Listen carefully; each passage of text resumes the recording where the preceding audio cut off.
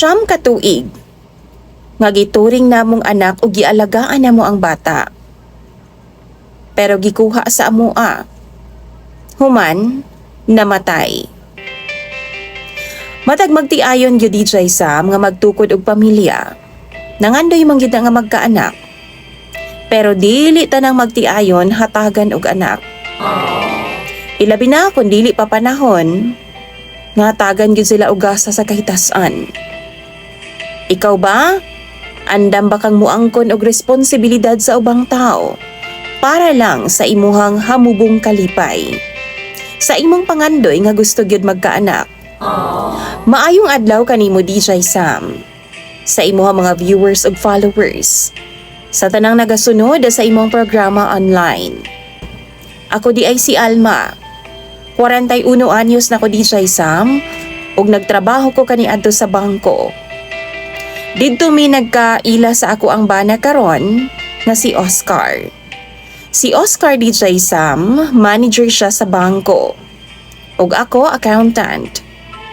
Why perpektong tao gyud DJ Sam? Samot nang wa po'y perpekto nga relasyon. Maong kami ni Oscar, gibuhat gyud namo ang tanan para mamaayo ang dagan sa among pamilya. Kagustuhan na gyud kaayo sa mga ginikanan niya sa iyang pamilya nga magkaanak naming duha. Kay lagi, solo man nga anak si Oscar. Pero DJ Sam ang problema.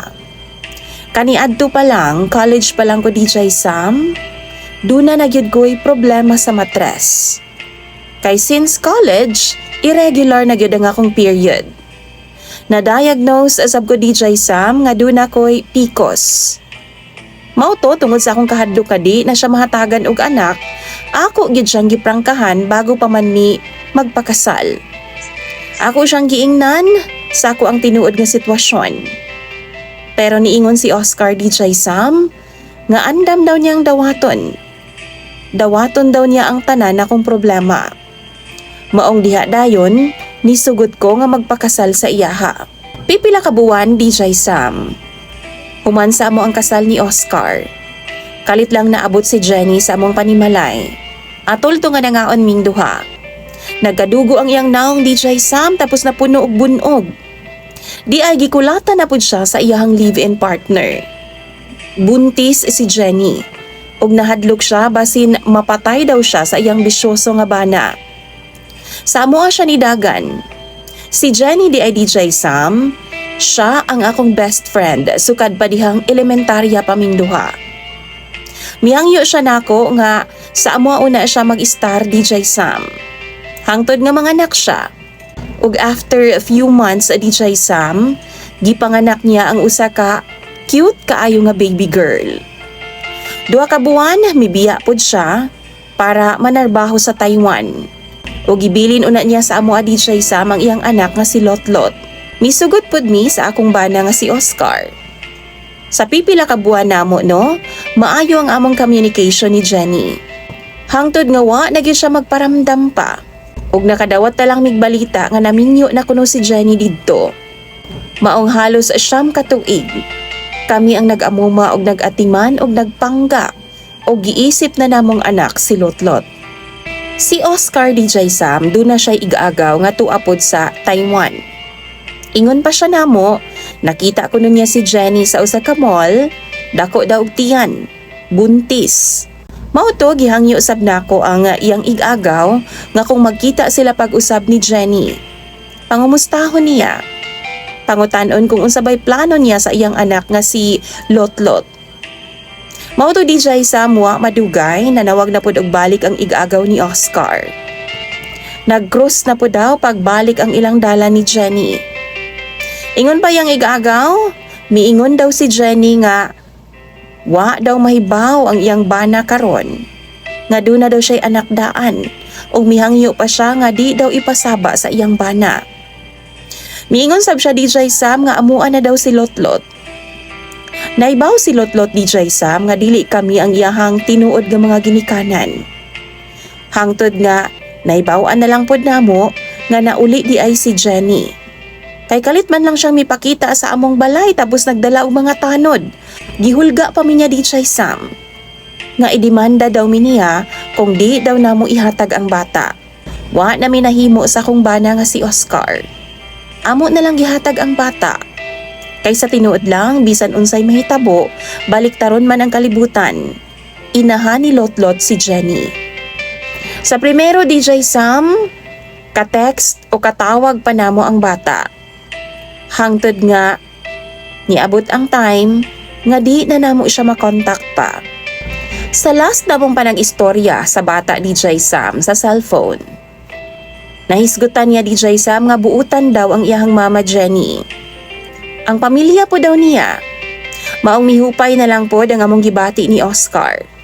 Nga naa siya sa maayong mga kamot. Nga maayo ang kahimtang sa among anak. Pero humanay sa usa ka buwan, wa na gyud namo siya makontak pa.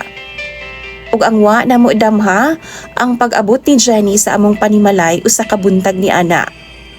Para isulti lang sa amo DJ Sam nga may taning na ang kinabuhi sa among anak. Sakit kaayo DJ Sam. Daw di gyud mi makatuo nga mao di ay na ang dangatan sa among gipadakong bata nga si Lotlot. Usa ka buwan DJ Sam. Usa na lang daw kabuan ang nahibilin nga kinabuhi ni Lotlot. Mao daw na ang ingon sa doktor. Maong halos sa wa na gyud kumigbuwag sa kiliran sa akong anak.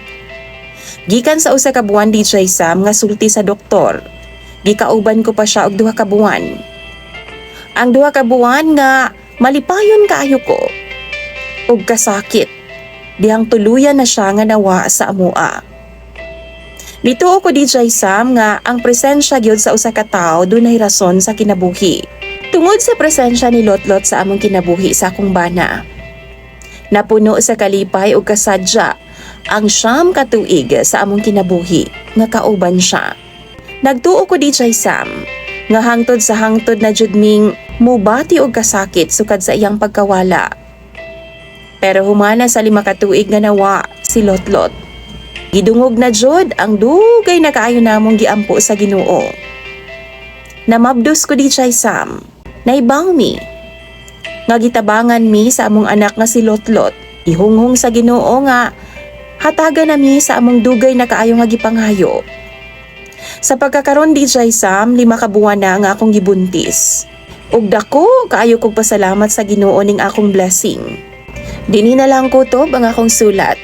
Unta, maka-inspire po din sa mga taong sama na ako og sitwasyon. Especially sa mga nangandoy og anak, tapos nawad-an og anak. Huna-hunaan ninyo, nga duna gyud akong rason ang kahitasan. Kung dunay mawa, duna po'y dakong blessing nga moabot sa ato ang kinabuhi. Kapit og ampo lang gyud sa Ginoo. Dili ta niya biyaan. Dagan kayong salamat DJ Sam. Og unta, makuhaan po nig leksyon sa mga suki nimong tigpaminaw og tigtanaw ning imong programa. Imong sender og follower DJ Sam, Alma.